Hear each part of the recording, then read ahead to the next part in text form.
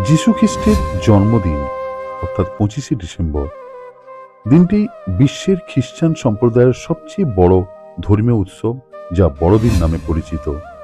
বিশ্বব্যাপী ধর্ম বর্ণ নির্বিশেষে বিপুল উৎসাহ উদ্যাপনা, যথাযথ ধর্মীয় আচার অনুষ্ঠান ও ভাব গম্ভীর্যের মধ্য দিয়ে দিনটি উদযাপন করা হয়। যীশু খ্রিস্টের জন্মতিথিতে গির্জায় বিশেষ প্রার্থনা শুরু হয়।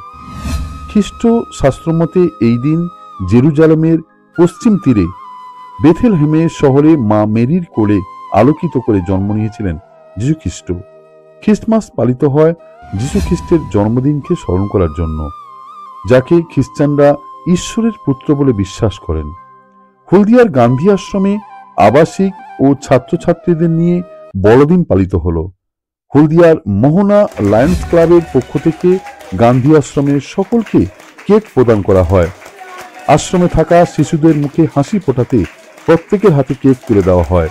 এছাড়া রাজ্যের বিরোধী দলনেতা তথা নন্দীগ্রামের বিধায়ক শুভেন্দু অধিকারীর তত্ত্বাবধানে গান্ধী আশ্রমে শিশুদের জন্য কেক ও শুভেচ্ছা বার্তা পাঠিয়েছেন। শুভেন্দু অধিকারীর পাঠানো কেক সবাইকে বিতরণ করা হয়। হলদিয়ায় গান্ধী আশ্রমে সকলকে মিষ্টিমুখ ও কেক বিতরণ করা হয়।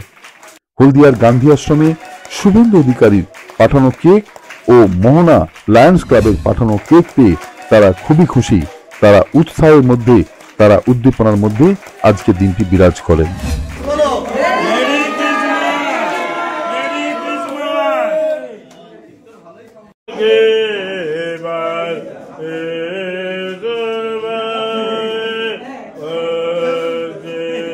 আজ তো 25শে ডিসেম্বর মহামানব যিশুর জন্মদিন, সেই জন্যে সারা বিশ্বের সঙ্গে আমাদের এই গান্ধী আশ্রমও পালিত হলো।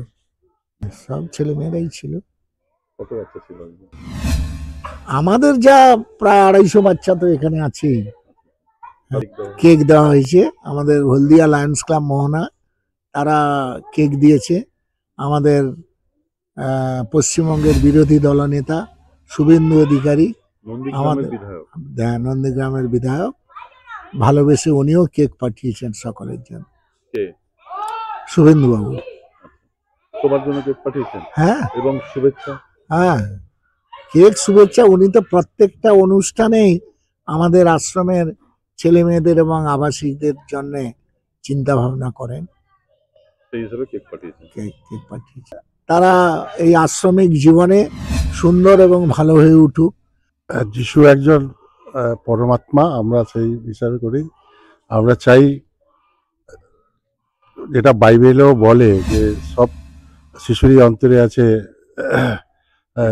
পিতা, সেই জন্য সেই দিনটাকে স্মরণ করার জন্য আমরা, যদিও আমরা হিন্দু ধর্মাবলম্বী, তবুও আমরা এই জিনিসটাকে একজন স্মরণীয় মানুষের স্মৃতিকে ধরে রাখার জন্য প্রতি বছর এই দিনটাতে আমরা গান্ধী আশ্রমে আসি এবং বাচ্চাদের কেক এবং মিষ্টিমুখ করে। এটা আমাদের কাছে খুব ভালো লাগে এবং যার জন্য প্রতি বছরই করি। Smart news Bangla, smart news Bangla.